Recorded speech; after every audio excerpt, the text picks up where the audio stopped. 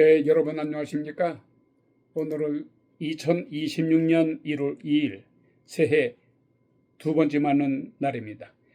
워싱턴 소리 존킴 TV 바로 시작합니다. 2026년 음악을 먼저 보내드립니다.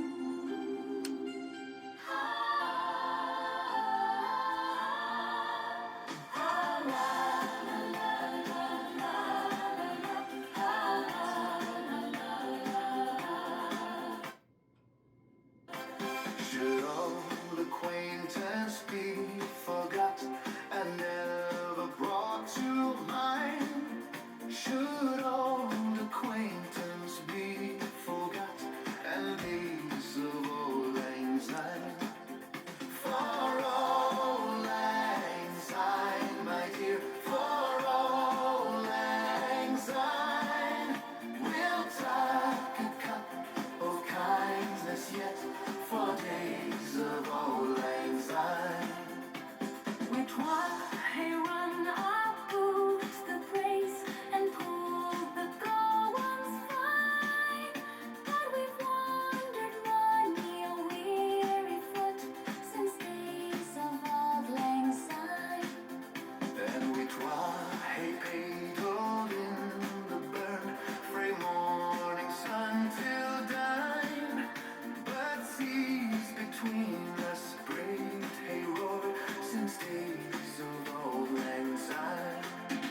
For old lang syne, my dear, for old lang syne, we'll take a cup of kindness yet for days of old lang syne. And surely you'll be your pine stoop, and surely I'll be mine, and we'll take a cup of kindness yet for old lang syne. And there's a hand my trusty fear, and he's a hand of thine, and we'll take a right good willy what for old lang syne. For old lang syne, my dear, for old lang syne, we'll take a cup of kindness yet for old lang syne.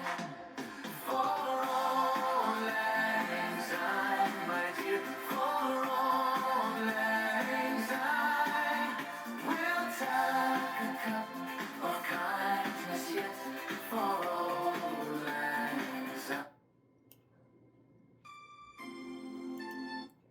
네, 2026년 해피 뉴 이어. 오늘 두 번째에 맞습니다만은 여러분들 새해 복 많이 받으십시오. 역시 음악이 주는 그 감정은 사람들이 자신이 처해 있는 환경에 따라서 그 필링이 좀 다르겠습니다만은 좀 찌인하죠. 그리고 우리들의 마음을 촉촉히 적셔줍니다. 자, 먼저 날씨를 전해드립니다. 오늘은 금요일입니다. 아침 기온은 27도입니다. 좀 춥지요. 그리고 낮 최고는 39도가 되겠으며 맑은 날씨입니다. 습도는 52%. 활동하기에 아주 적합한 날씨 같습니다. 주말인 내일 토요일은 아침 29도, 낮 최고 35도로서 역시 맑은 날씨, 다소 구름이 좀 끼겠습니다만은 역시 여러분도 활동하시기에 아주 좋은 날씨인 것 같습니다.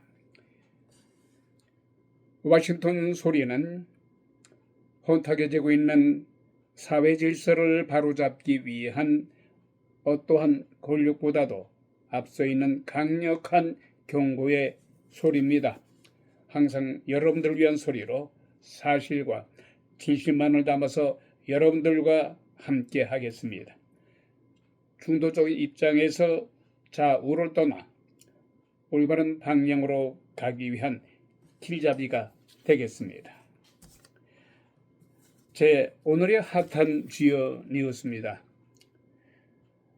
여러분들 가끔 전화벨이 알지도 못하는 그런 전화번호 많이 받죠. 근데 거기 글자를 보게 되면은 스팸, SPAM이라는 글자가 나옵니다.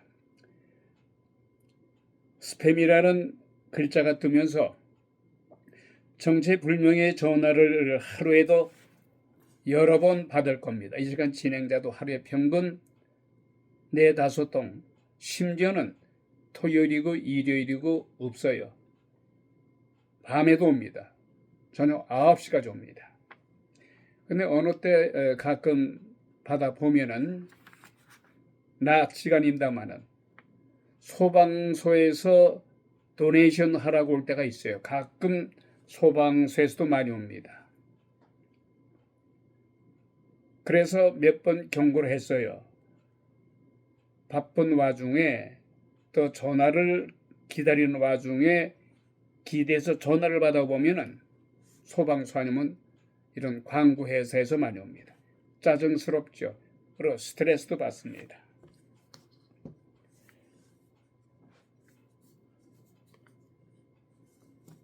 이런 피해를 방지하기 위해서 많은 사람들이 아마 어필을 한 것 같아요. 그래서 이 미국의 민주공화 양당이 새 법안을 만들어서 통과시켰어요. 앞으로 전화를 하는 이 광고주들, 이 업체들이 일반 국민들에게 전화를 걸어서 하지 말라고 경고를 함에도 불구하고 계속 전화하게 되면은 엄청난 처벌을 받습니다. 그래서 대단히 다행스럽다는 생각이 듭니다만은 또 두 번째 핫한 뉴스는 여러분들 가끔 외식하지 않습니까? 특히 버지니아의 페어팩스 카운티에 있는 식당들 4%의 음식세가 새롭게 부과됩니다. 그것은 식당에 가는 외식하시는 분들, 카스터머들이 또 안고 들어가야 돼요. 그 자신이 부담해야 하는 그 돈에다 4%의 음식세를 또 내야 된다는 겁니다. 자, 세 번째 키워드입니다. 지난 2025년에 AI가 등장했죠. 본격적으로.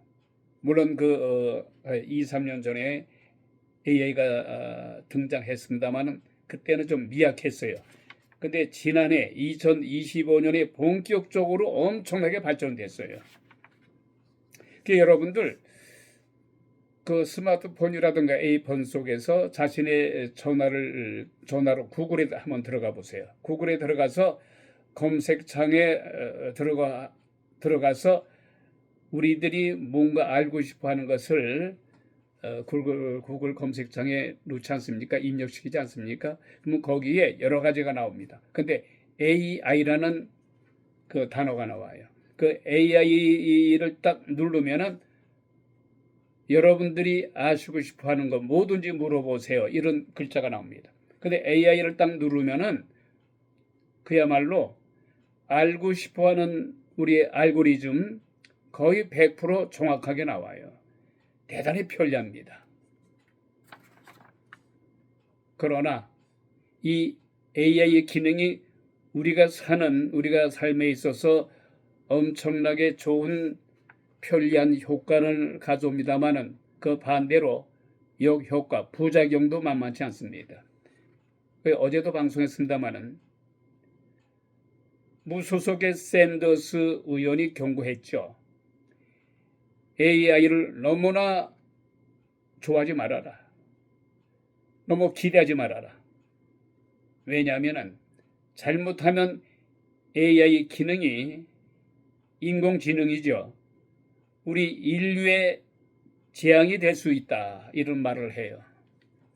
그거 잘 새겨서 우리가 곱씹어 봐야 됩니다. 저는 2025년에 등장하자마자 우리 모든 일상생활과 밀접히 파고들고 있는 AI라는 인공지능이 우리들이 살아가는 데 있어서 편리한 적도 있습니다만은 반대로 부작용도 만만치 않다는 소식 잠시 후에 보내드립니다. 트럼프 대통령, 베네수엘라의 마두로 대통령을 몰아내기 위해서 마약을 실은 베네수엘라 선박에 대해서 파상적으로 납부한다거나 파상적으로 공격함에 있어서 최초로 지상군을 투입했습니다. 지상군을 투입했다는 것이에요. 자, 이런 가운데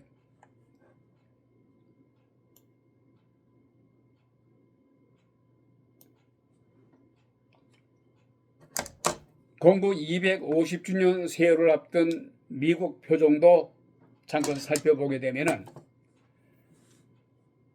2025년 전 세계를 뒤흔든 트럼프 대통령의 미국의 우선주의, 미국의 신고립정책. 저는 1920년도에 신고립정책을 써서 유럽의 많은 국가들이 정말 어려움을 겪었었죠. 그리고 2차 대전도 발발된 그 원인도 미국이 자신만이 미국에 의해서 미국을 위한 삶을 살다가 결국은 2차 대전이라는 어마무시한 전쟁을 일으키게 됐었습니다마는 트럼프 대통령이 또다시 미국의 우선주의 이걸 부르짖고 있어요. 2026년 새해가 밝았습니다만 올해도 미국은 신고립 정책을 계속 쓸 것으로 보입니다.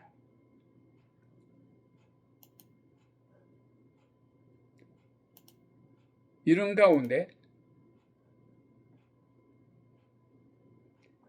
지난 12월 28일부터 현재까지 2025년 12월 28일부터 새해 돌아왔습니다. 2026년 이란에서 몇십 년 만에 대규모 반정부 시위가 이어지고 있습니다. 이유는 이란에서 사상 처음으로 최저치로 떨어진 리알화 가치, 그리고 인플레이션, 고물가, 에너지 가격 인상, 상시화한 전력난과 단수 등 민생고에 드디어 이란 국민들이 폭발하고 말았습니다.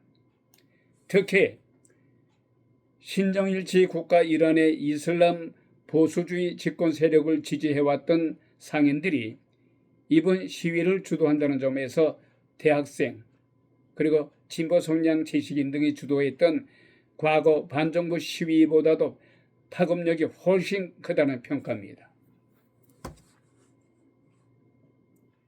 앞으로 이런 시위가 계속 확산되는 바람에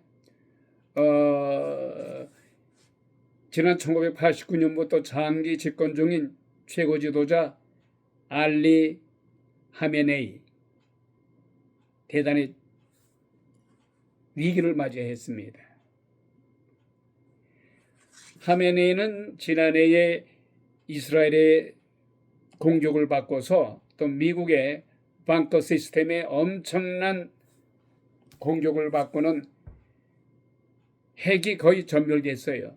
그 바람에 하메네이는 패배자로, 트럼프 대통령은 승리자로 이렇게 세계인들이 정치 전문가들이 그런 결론을 내린 바 있습니다만은 이런 몰락한 가운데 결국은 이란 국민들의 데모가 한창입니다.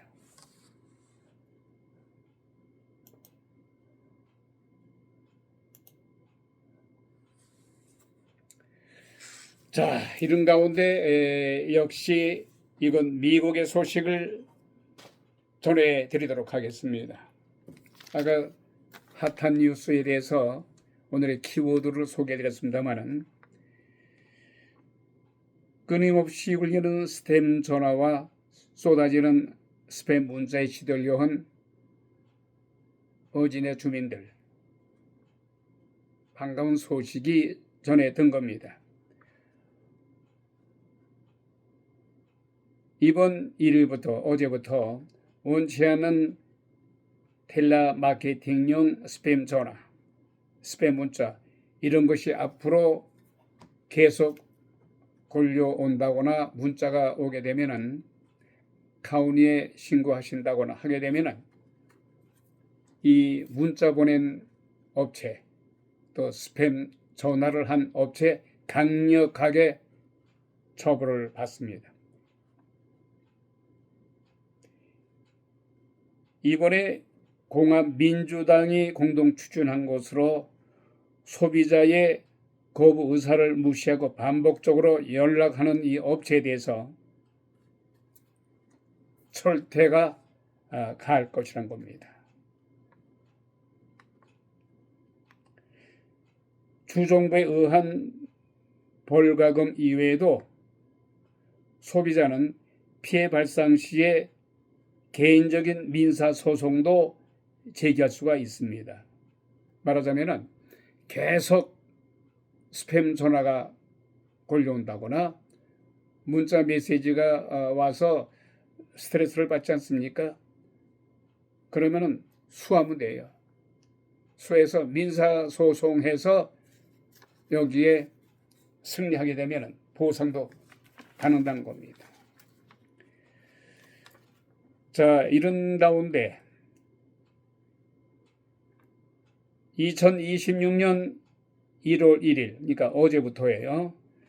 페어팩스 카운티 내 모든 음식점, 레스토랑에서 4%의 음식세가 새롭게 부과가 되기 때문에 이번에 세금 신설은 부동산세 인상 방지를 목적으로 도입됐다는 겁니다. 이 시간 진행자 혀에 말이죠. 혓바늘이 돋았어요. 혓바늘이 돋아서 이 발음이 좀 시원치 않습니다. 이해해 주시기 바랍니다.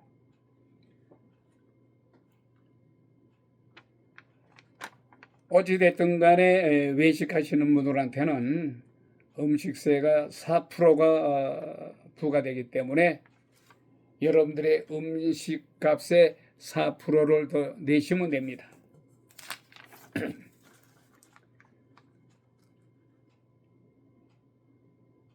인공지능 AI 교육계의 뜨거운 감자로 떠오르고 있습니다. 도널드 트럼프 대통령이 최근 주정부의 인공지능 AI 규제를 제한하는 행정명령에 서명을 했어요. 미국의 교육 현장에서는 AI를 활용해서 시험 답안을 찾아내거나 과제를 다시 작성한 사례가 잇따르고 있습니다. 말하자면 최근에 LA 통합교육 구소속 킹드루 메디슨 앤드 사이언스 매거니 고등학교에서는 AI를 이용한 시험 부정행위가 적발됐습니다.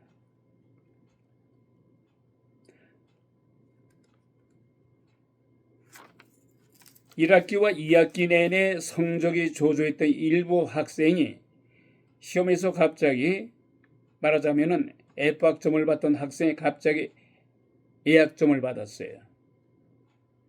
그래서 교사들이 조사에 나섰더니 학생들이 구글 크롬에 탑재된 이미지 기반 AI 도구인 구글 렌즈를 사용을 해서 시험 문제의 정답과 해설을 확인한 사실이 드러났습니다. 그러니까 부정 AI를 이용해서 부정 행위를 한 거죠.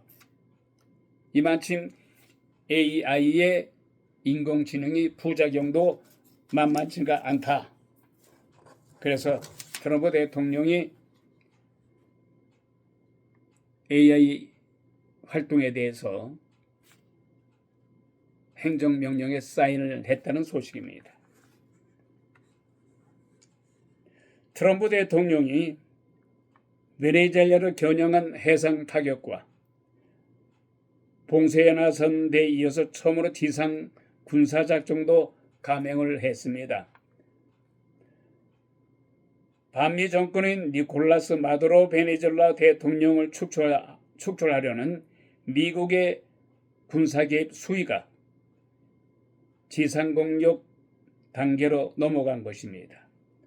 트럼프 대통령은 지난달 29일 플로리다주의 자택인 마로라고 리조트를 방문한 베타민 이스라엘 총리를 맞아서 기자들 질문에 우리는 베네수엘라에서 마약을 실은 모든 선박을 공격했으며 이제는 마약을 싣는 지역에까지 공격했다며 그것은 마약 거래가 이루어지는 지역인데 우리 미국의 군사작전으로 더 이상 존재하지 않는다고 말했습니다. 트럼프 대통령은 이어서 어떤 목표물이 공격을 받았는지는 행정부의 어떤 조직이 작전에 참여했는지는 공개하지는 않았습니다만 미국의 중앙정보국 CIA가 공격을 실행한 것 같습니다. 한편 로이터 통신은 트럼프 행정부의 마두로 대통령에 대한 압박이 시작된 이후에 첫 지상군 투입이라고 밝혔습니다. 트럼프 대통령은 지난 10월에 CIA의 베네수엘라 지상 작전을 승인한 바가 있은 이후에 처음으로 지상군 투입을 해서 베네수엘라 선박을 공격했다는 소식입니다. 자, 이건 미국의 스포츠 소식을 잠깐 전해드립니다.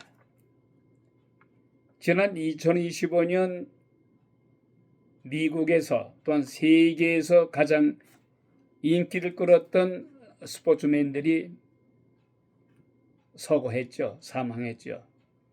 신문에서는 2025년 세계인들의 우상이었던 스포츠맨들이 하늘로 갔다. 이런 제목의 글에서 소식을 전합니다. 지난해 2025년에 많은 스포츠 스타가 팬들 곁을 떠났습니다. 여러분도 아시겠습니다만 지난 1970년도 무하마드 알리 그리고 조지 포먼 생각나시죠? 한국에서 인공위성을 통해서 우리가 TV에서 보지 않았습니까? 무하마드 알리 그리고 조지 포먼 이 경기에서 예상을 뒤엎고서 백전노장의 무하마드 알리 나비같이 날아서 벌과 같이 쏜다는 그런 명언을 남기면서 빠른 스텝, 빠른 원투 스트레이트 묵직한 조지 포먼의 해머 펀치를 피하면서 조지 포먼을 7회에 록아웃 시키면서 세계 챔피언 벨트를 다시 찾았죠. 근데 무하마드 알리는 이미 세상을 하직했습니다마는 조지 포먼이 작년에 세상을 등졌습니다. 이처럼 프로복싱 그리고 프로레슬링을 대표하는 인물들이 지난해에 하늘의 별이 됐습니다. 먼저 조지 포먼은 지난 3월 향년 76세로 세상을 떠났습니다. 조지 포먼은 지난 1968년 멕시코 올림픽 금메달리스트예요. 그리고 1973년 프로복싱으로 전향을 해서 챔피언이 올랐습니다. 40연승 40KO를 정도로 대단히 해머펀치의 실력자였죠. 그리고 은퇴한 후에 한때 목회자 길을 걸었어요. 목회자 길을 걸었습니다만은 10년 동안 목사님이 되셨다가 다시 링으로 복귀를 했습니다. 링으로 복귀한 조지 포먼 46세에 다시 세계 챔피언이 오릅니다. 1994년 45세에 아주 할아버지 복소입니다마는 챔피언에 도전해서 세계 챔피언을 다시 획득합니다. 이런 조지 포먼이 지난해 3월에 별세했습니다. 그리고 세계적인 프로레슬러 홀크 호간, 이건 미국에서 또 세계에서 아주 신격화된 인기 스타예요. 이 프로레슬러 홀크 호간. 우리 한때는 지난 1970년도 박치기왕 김일 선수가 있었죠. NWA 세계 챔피언, WWF 세계 챔피언 했던 김일 선수. 이 김일 선수는 역도산의 후계자였습니다마는 이때 우리 대한민국에서는 프로레슬러가 엄청나게 인기를 끌었었습니다마는 레슬링은 쇼다. 이 바람에 급락했죠. 그러나 이건 미국에서는 쇼가 뭡니까? 쇼라는 거는 스포츠 팬들에게 어떤 멋지게 보여주는 그런 것을 뜻하는 거지, 무슨 사전에 서로 이기고 지는 그런 계약을 사전에 계약하는 거, 그게 왜냐면 지난 1970년 초에 대한민국에 장영철 선수가 있었어요. 드롭킥으로 일본 선수를 불러다가 장충 체육관에서 무조건 시합했다면 이겼어요. 근데 김일 선수가 등장한 이후에는 장영철이가 쑥 들어갔습니다. 근데 프로레슬링은 쇼다라는 얘기가 왜 나왔냐면은 김일 선수가 등장한 후에 한국에서는 김일 선수가 좀 우상이었어요. 이게 김일 선수가 일본에서 내노라는 선수 프로레슬러들을 한국에 초대해서 한국 선수들과 시합을 있게 합니다. 근데 장영철 선수가 오쿠다 쇼지라는 선수하고 시합이 붙었어요. 오쿠다 쇼지와의 시합에서 장영철이가 시합을 잘 해나가다가 허리 꺾기로 돌아갑니다.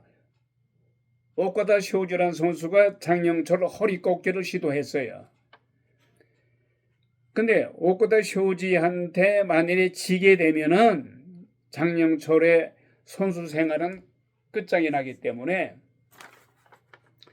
허리 꺾기를 당하면서 여기서 빠져나가기가 힘드니까 손짓을 해요. 그러니까 장영철의 그 제자들이 올라와서 오쿠다 쇼지를 두들겨 팹니다.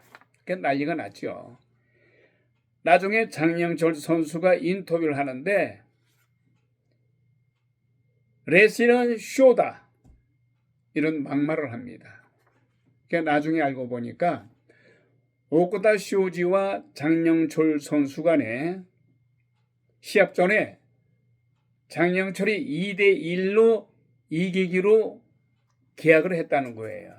근데 오쿠다 쇼지가 그 계약을 파기하고 장영철한테 드롭틱으로 턱을 몇 번 얻어 맞다 보니까 화가 난 거죠. 에라, 계약이고 뭐고 간에 장영철을 내가 완전히 작살의 씨앗을 만들겠다 해서 장영철 허리를 꺾은 거예요. 이래서 대한민국이 온 그 신문지상에 도배했어요. 레슬링 쇼다. 그 바람에 대한민국은 순수한 스포츠가 아니구나. 그러니까 대한민국 프로레슬링이 완전히 인기가 떨어졌죠. 그럼 미국에서는 아니에요. 미국에서는요, 지금 여러분들 그 가끔 그 스포츠 TV에서 프로레슬링 경기, 이건 미국의 경기 볼 겁니다. 쇼가 어디예요? 엄청나게 피 흘리면서 센세이션 일으킬 정도로 프로레슬링이 엄청나게 인기 끌고 있어요. 사상 결단 목숨까지 바칠 정도로 프로레슬링이 엄청난 인기일 겁니다. 그것을 주도했던 세계 챔피언 헐크 호간이 지난해에 사망했습니다.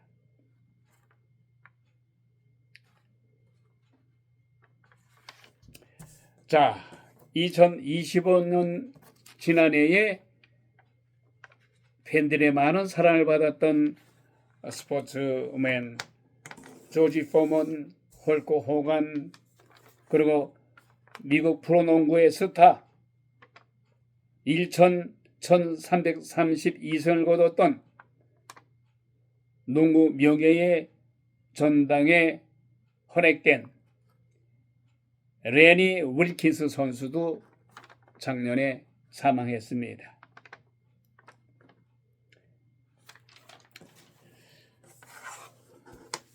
자, 우리 고국 소식입니다.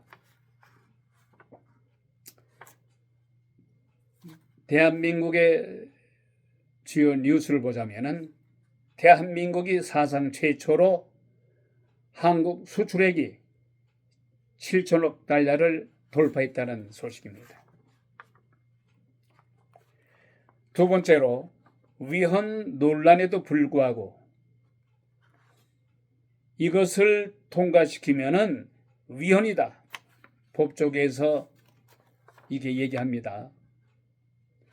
결국 위헌 경고에도 불구하고 더불어민주당이 지난 24일 국회 본회의에서 내란 전담 재판부법, 즉 내란, 외환, 반란 범죄 등의 형사 절차에 관한 특례법, 그리고 정보통신망법 개정안 공포안이 지난달 30일 청와대에서 열렸던 국무회의를 통과해서 앞으로의 위법 논란으로 큰 파장이 예상된다는 소식입니다. 더군다나 일말에 그래도 이재명 대통령의 거부권을 기대했던 야당, 결국은 이재명 대통령이 더불어민주당에 손을 들어줘서 통과가 됐어요. 세 번째로는 김병기 전 원내대표, 강선우 의원 간의 모종의 공천에 관한 뇌물성, 비리 등 이것이 한국 정가를 지금 어지럽히고 있습니다.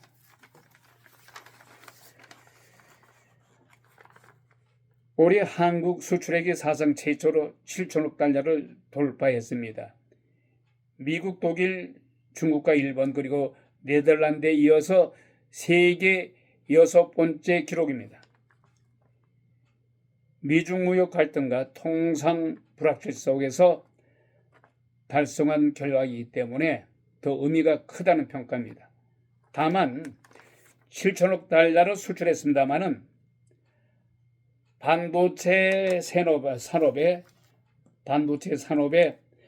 과도하게 집중된 성장 동력을 다른 주력 산업으로 분산시킬 필요가 있다. 그러니까 너무 반도체에 집중이 돼서 다른 산업에도 분산시켜서 다른 산업에도 그 육성함으로 해서 수출을 반도체만 수출하지 말고 다른 산업에도 육성시켜서 수출하도록. 어찌됐든 간에 수출 7천억 달러를 돌파했습니다마는 반도체 문제가 큰 난관으로 보여서 반도체에 대한 문제 해결이 급선무라는 것을 숙제로 남아 있습니다. 위헌 논란 끝에 더불어민주당이 지난 24일 국회 본회의에서 강행 처리한 내란 전담 재판부 이게 통과됐어요. 내란 전담 재판부에 따라서 12.3 비상겸 사건은 서울중앙지방법원, 서울중앙지방법원과 서울고등법원에 설치한 각각 2개 이상의 전담 재판부가 맡게 됩니다. 이미 1심이 진행 중인 관련 사건에 대해서는 2심부터 전담부가 맡는다는 겁니다. 그러나 야당의 거센 반발, 이 대통령의 거부권을 요구한 야당, 하지만 이재명 대통령은 거부권을 행사하지 않았습니다. 이것도 위헌의 소지가 있기 때문에 앞으로 큰 파장이 될 것입니다. 이런 와중에 이재명 대통령은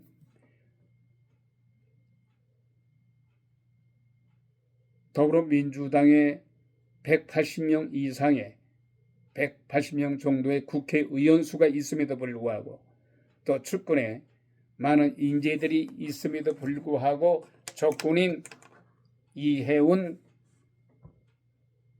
국민의회 소속 이해운 씨를 기획예산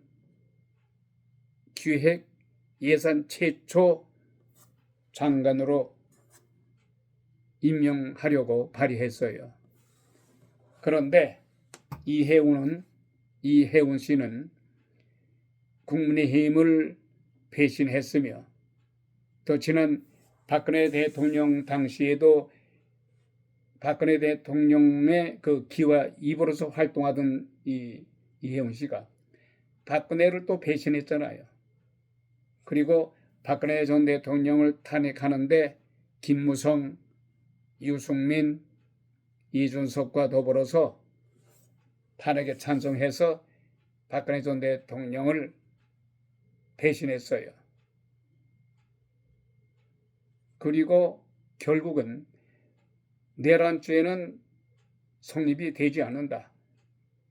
계엄도 오직 하면은 계엄을 선포했겠느냐 해서 윤석열 전 대통령을 그렇게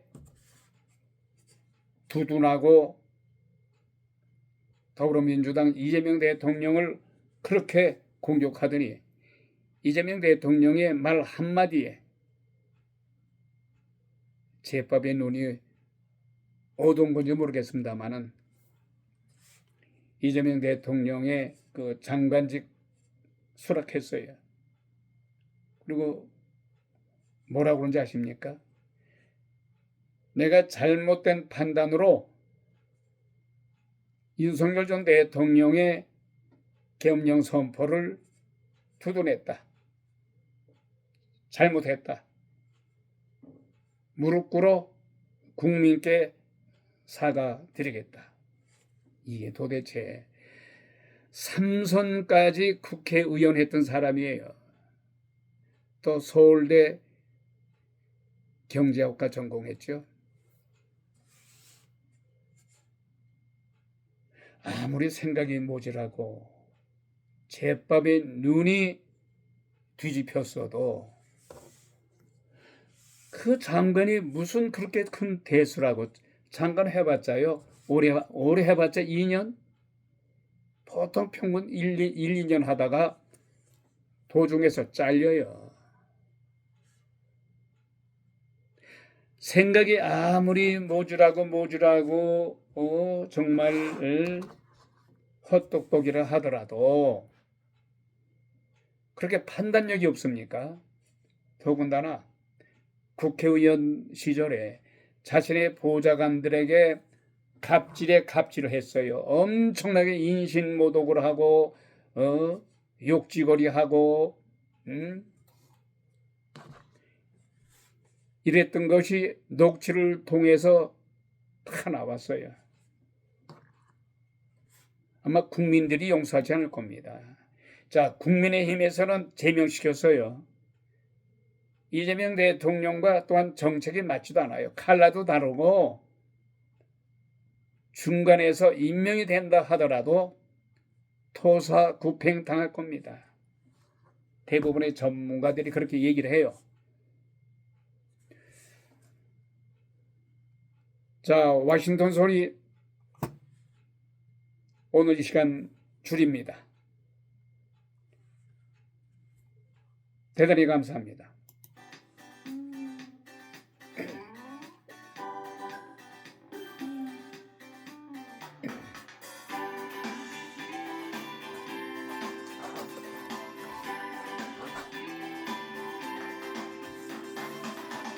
You might think I'm crazy. Carry on this way. Calling you up in the middle of the night.